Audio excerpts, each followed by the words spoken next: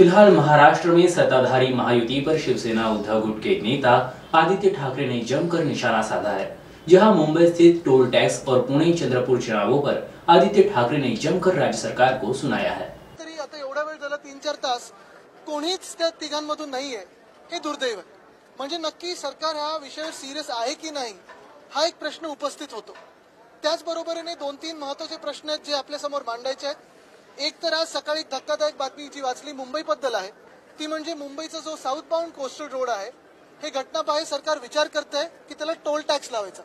आता इथे सुनील प्रभूजी महापौर राहिलेले आहेत, मला वाटतं आपल्या वेळेपासून ही चर्चा सुरू आहे कोस्टल रोडची। आणि जो कोस्टल रोड बीएमसी बनवत आहे साऊथ बाउंड, ह्याला एक सुद्धा टोल न लावता आणि सिग्नल न लावता कुठचाही टॅक्स न वाढवता जेव्हा शिवसेना सरकारमध्ये होती आणि बीएमसी पण चालवत होती तेव्हा आम्ही हे टोल फ्री आणि सिग्नल फ्री असा हा रस्ता करत होतो।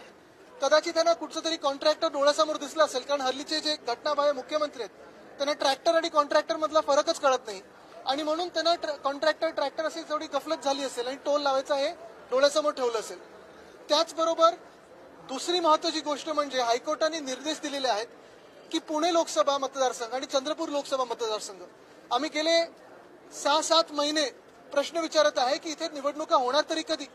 जर आपण पाहिलं असेल मागच्या ज्या विधान परिषदेच्या निवडणुका झाल्या त्याच्यानंतर या सरकारने घटनाबाह्य सरकारने एवढा धसका घेतलेला आहे की महाराष्ट्रात अनेक अशी शहर आहेत जिथे अजून निवडणुका झालेल्या नाहीयेत, महापौर नाहीयेत, स्थानिक जनप्रतिनिधी नाहीयेत, नगरसेवक नाहीयेत, कमिट्या नाहीयेत, पण प्रशासक बसवून भ्रष्टाचार सुरू आहे। आम्ही रोड स्कॅम काढला, सॅनिटरी पॅडचा स्कॅम काढला, स्ट्रीट फर्निचर स्कॅम काढला, ब्युटिफिकेशनचा स्कॅम आता लवकरच लोकांसमोर आणू।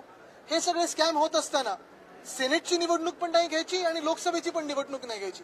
हा सगळं हे जे धोरण चाललेलं आहे ही लोकशाही मारून टाकलेली आहे महाराष्ट्रात आणि ती पुन्हा जीवित करण्यासाठी आमचा लढा सुरू आहे।